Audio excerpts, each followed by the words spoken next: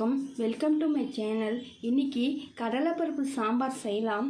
எப்படி செய்யுதுன்னு பார்க்கலாம். கடலைப்பருப்பு வேக வச்சு மஞ்சள்தூள் போட்டு வேக வச்சு வச்சுருக்கேன். நல்லா மசிச்சு வச்சுருக்கேன். பெரிய வெங்காயம், பச்சை மிளகா, தக்காளி, கருவேப்பிலை, கொத்தமல்லி தழை, மிளகாய்த்தூள், சாம்பார் தூள், புளி கரைசல், தாளிக்கட்டுக்கு கடுகு, ஒரு வரமிளகா, வெந்தயம், சீரகம், தேவையான அளவு உப்பு, தேவையான அளவு ஆயில். இப்போது எப்படி செய்யுதுன்னு பார்க்கலாம். குக்கரில் ஆயில் சேர்த்திடலாம்.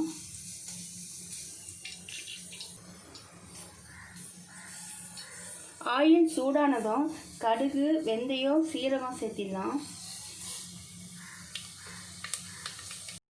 வரமிளகா உடச்சி சேர்த்திடலாம்.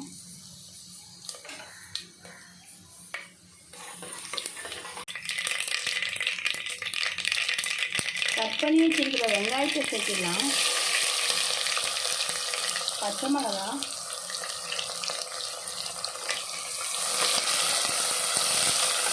கருவேப்பிலை, கொத்தமல்லி தழை சேர்த்திடலாம்.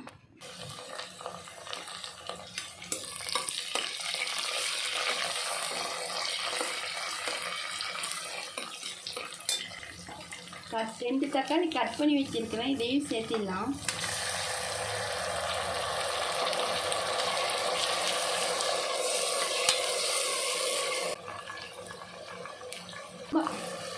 சாம்பாருக்கு தேவையான அளவு கல் உப்பு சேர்த்திடலாம்.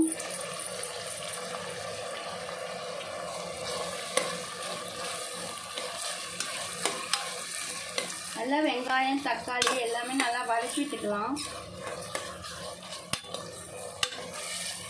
தக்காளி நல்லா வதங்கிடுச்சு. மிளகாய் தூள் சேர்த்திடலாம்.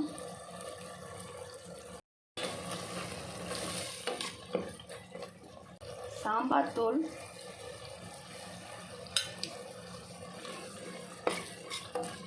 நல்லா ஒரு நிமிஷம் நல்லா வதக்கி விட்டுட்டு வேக வச்சிருக்கிற கடலைப்பருப்பை சேர்த்திடலாம்.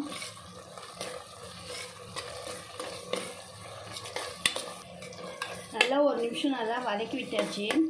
மிளகாய் தூள், சாம்பார் தூள் போட்டு இப்போது வேக வச்சிருக்கிற கடலைப்பருப்பை சேர்த்திடலாம். நல்லா குலைவாக வேக வச்சுட்டேன்.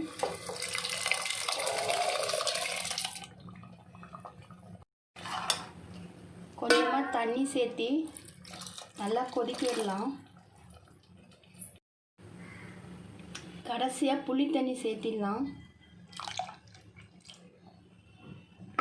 சாம்பார் 3 நிமிஷத்துக்கு கொதிச்சா போதும். மூடி வச்சிடலாம்.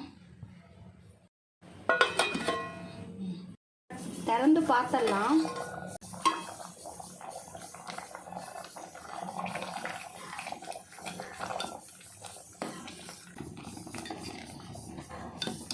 கடலைப்பருப்பு சாம்பார் ரெடி ஆயிடுச்சு.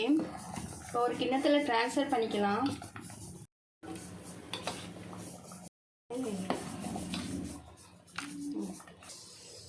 இது போல் கடலைப்பருப்பு சாம்பார் செஞ்சு பாருங்கள்.